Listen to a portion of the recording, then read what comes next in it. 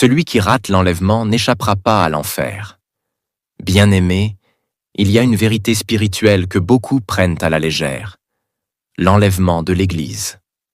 La Bible dit « Car le Seigneur lui-même a un signal donné, à la voix d'un archange et au son de la trompette de Dieu, descendra du ciel, et les morts en Christ ressusciteront premièrement.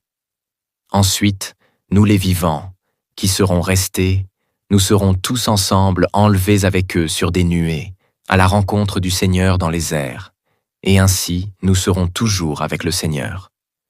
1 Thessaloniciens 4, 16, 17. L'enlèvement n'est pas une théorie, ni une option.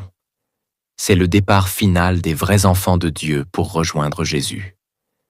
Mais voici le danger. Celui qui rate l'enlèvement n'échappera pas à l'enfer. Pourquoi?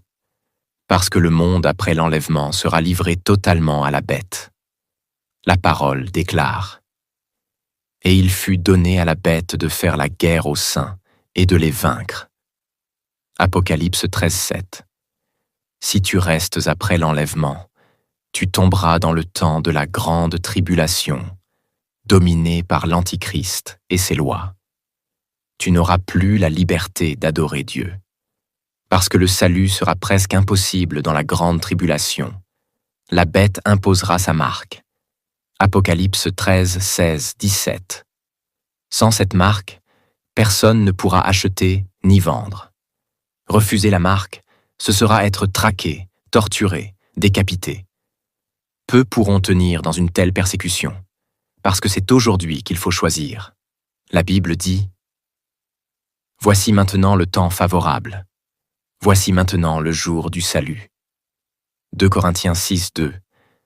Ne dis pas « Si je rate l'enlèvement, je me repentirai après. » Non, si tu n'arrives pas à être fidèle à Dieu aujourd'hui, comment résisteras-tu quand la mort sera la seule option? Celui qui rate l'enlèvement n'aura plus de deuxième chance facile.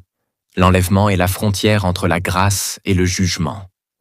Sois prêt maintenant, car Jésus peut revenir à tout moment.